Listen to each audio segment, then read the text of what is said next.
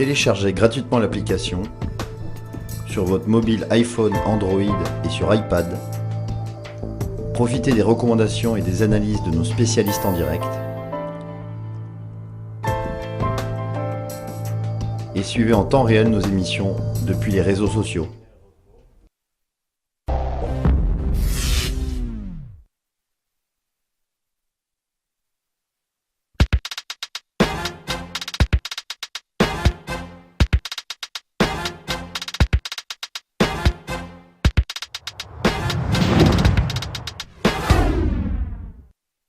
Retour sur le plateau de Direct Investisseur et nous accueillons en duplex Rodolphe Vial, le cofondateur d'ABC Bourse. Bonjour Rodolphe.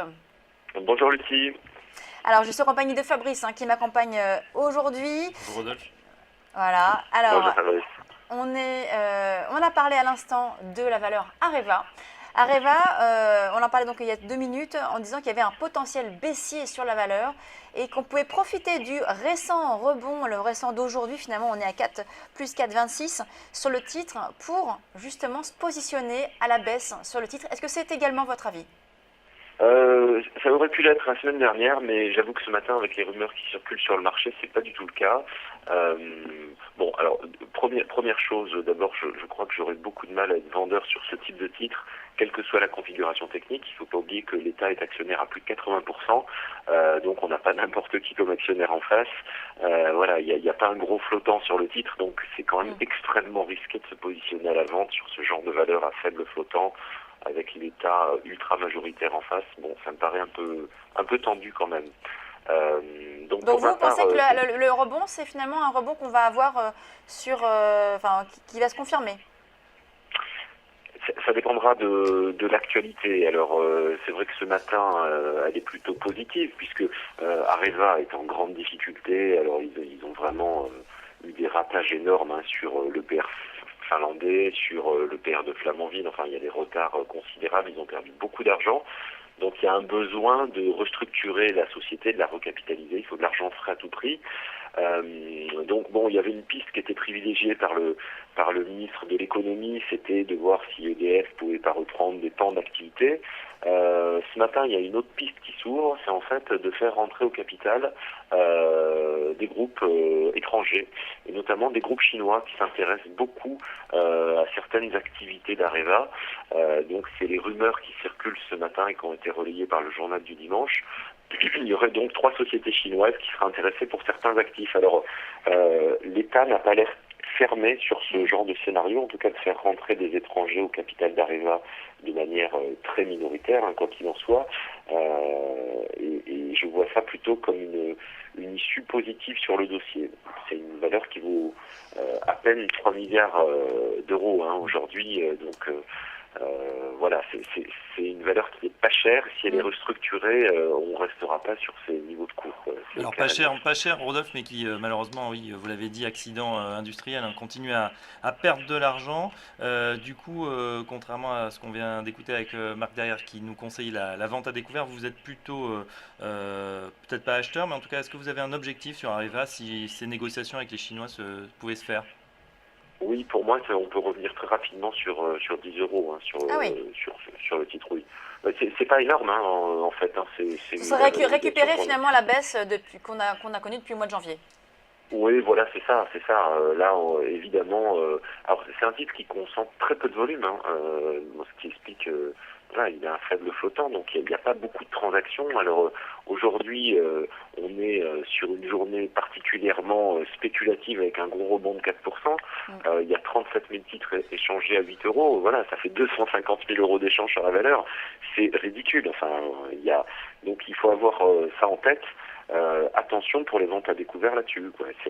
On peut se retrouver dans un corner très très très rapidement. C'est-à-dire se retrouver dans un corner ? C'est-à-dire ne plus pouvoir racheter ces titres si ça s'emballe à la hausse, tout simplement.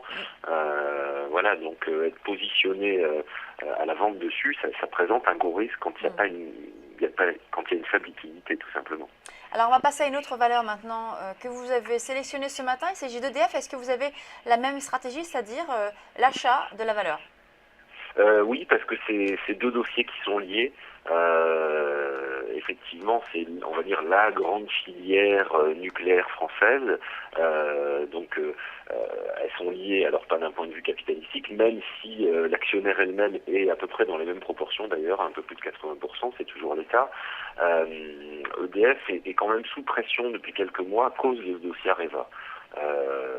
Beaucoup de monde effectivement craint que la pression soit mise sur EDF pour sauver Areva et EDF n'a pas des marges de manœuvre énormes. La société est relativement endettée, bon ça c'est propre à son activité, mais bon elle a une dette assez importante, donc voler en plus au secours d'Areva, voilà, ça pourrait l'impacter un petit peu. Donc du coup, je pense que la nouvelle de ce matin, l'aubaine des groupes chinois, à mon sens, l'État aura du mal à s'en passer et va sauter sur l'occasion pour restructurer tout ça. Alors, ça va lever un peu la pression sur EDF, à mon sens. Sur EDF, on est dans le rouge ce matin, on est à quasi -2, on est à -1,78% à 22,32 €. C'est pas du tout la même configuration que celle de, graphiquement, je veux dire, que celle de Areva.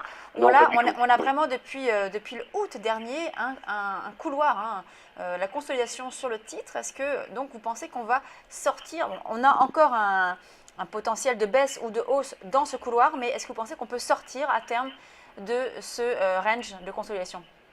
Oui, pour moi, il y a quand même un support autour de 21 € qui n'a pas été franchi depuis octobre. On a cette lente consolidation en fait depuis quelques mois. On est sur une valorisation attractive, c'est un titre qui se paye 11 fois les bénéfices attendus, ça reste assez faible et qui présente aussi un rendement intéressant. Il détachera son dividende d'ailleurs dans à peu près un mois. C'est 5% et demi de rendement brut, ce qui n'est pas négligeable, de manière récurrente. Donc on peut se donner le temps de la patience sur ce genre de valeur plutôt père de famille long terme.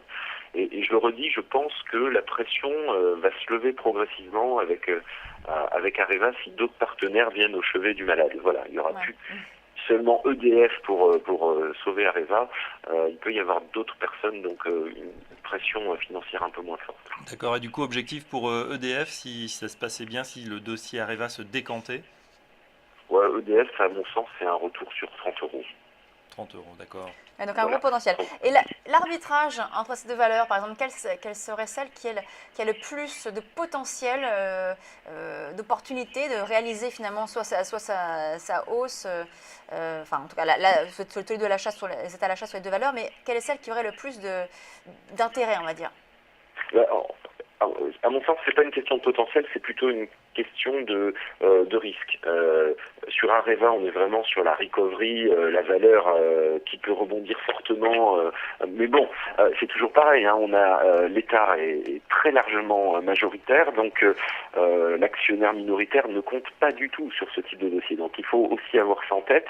Attention, il peut tout se passer, c'est l'État, mais on a plutôt un signal positif ce matin. Sur EDF, on est plus sur la valeur père de famille. C'est une valeur qui gagne de l'argent, qui est très bien positionnée. Il n'y a pas de souci sur son business model. Donc on n'est pas du tout dans la même logique d'investissement. On ira prendre beaucoup plus de risques sur Areva que sur EDF, évidemment. Ouais. Et sachant que ce sont aussi deux valeurs qui sont conditionnées, comme vous le disiez, à un contexte plus politique qu'économique, en tout cas, sur ces deux facteurs. Donc, il faut être attentif à ce qui va se passer sur ces deux dossiers-là. Exactement. Il y a toujours aussi la renégociation des tarifs de l'électricité. Mais enfin, on est quand même rentré maintenant depuis 2 ans dans une spirale inflationniste assez forte pour les consommateurs. Et donc, c'est une tendance qui devrait se confirmer dans les années qui viennent. Merci beaucoup, Rodolphe Vial de ABC Bourse. On marque une pause. On se retrouve dans quelques instants.